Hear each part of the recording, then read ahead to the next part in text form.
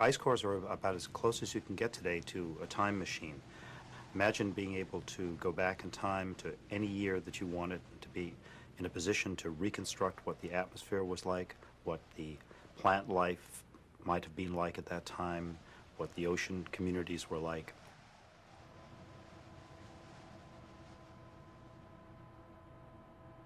The Greenland ice core record is a very unique record. It provides us with the longest history of climate from an ice core that we can get in the Northern Hemisphere. This Greenland ice core was collected from 1989 to 1993, working about 5 months during the summer. We drilled 24 hours a day.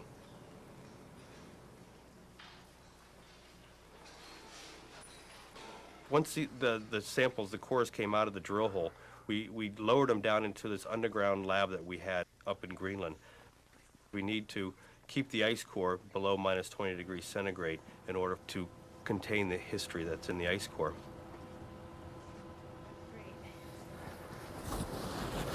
How cold is it in the freezer? It's about minus 20 degrees centigrade. Oh, cold enough. Cold enough. These ice cores are from a bunch of different places: Antarctica, Greenland, the Canadian islands, northern Canadian islands, Himalayas. And one of the first things we'll do is we'll look at the ice core, and we'll look at what we can actually see in the ice core just by shining light from behind. We can see different annual layers, such as here and here and here, from the difference in the crystal size between summer and winter. So we can count annual layers back just like you would in a tree ring core. The Greenland ice core record is annually dated to about 110,000 years. This piece of ice core represents probably about 5 years at the depth that it's at. After we get a quick look-see at the ice core here, what we'll do is we'll take it onto the saw and we'll slice it into various different sizes depending upon the work we want to do on the ice core.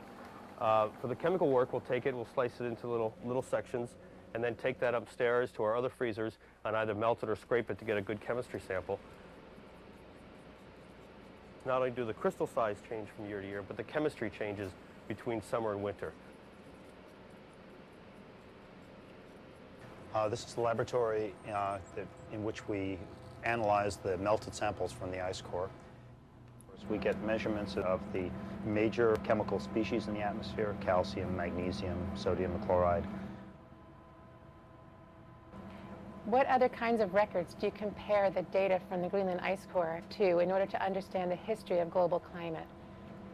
We compare the ice core records to a variety of other paleoclimate records that come from marine environments, sediments, from lake sediments, from tree rings, from cave deposits. There are a tremendous number of records that we can use to try and understand the former climate.